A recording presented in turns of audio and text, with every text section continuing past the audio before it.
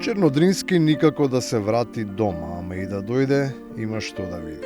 Веројатно би побарал театарот веднаш да го повлече неговото име од својот наслов, бидејќи не само што не е достоинствено, туку е и срамота да биде наречен по великанот. Со секоја промена политичка гарнитура во нашава држава, секој пат добиваме ветување или сме на листата на било која политичка партија дека Прилеп конечно ќе добие нова театарска зграда.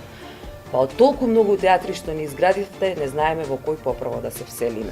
Ветувањата на политичарите се само обична глума. Како и секогаш се прават добри сценарија, се делат улоги и се преземаат секакви обврски, за потоа се да остане само на збор, без никаква реализација. И досега знам дека и командиров, нели вика, они преземале и ние превземаме, имаше една тој глумец српски, вика, шта е бре ова, вика, сви поштени, мој шешир нема. Понекогаш не се работи за честност, туку за отсуство на капацитет, концентрација и знаење, оти навистина е несватливо. Ниту администрацијата, ниту комисиите, ниту советот да не разберат дека работата не се завршува со обичен копи-пейст, а уште помалку со математичка инфериорност.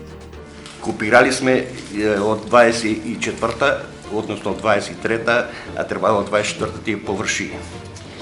Значи, това е повеќе грешка, има и друга грешка и при собиранието тамо на сумите, на крај се, значи не е соберено како што треба. Никој не е видел, контрола имало и вие, и комисија, и се, никој не е видел и ние не сме видели.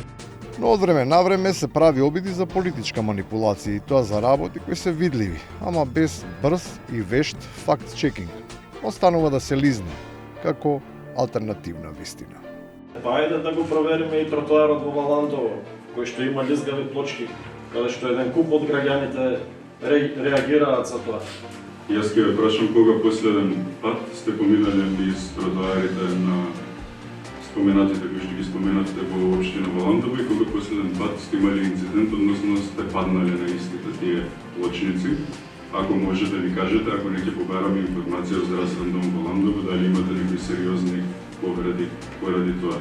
Авансирајќи за следната градоначалничка трка, секој од кандидатите се обидува да се представи во што подобро светло.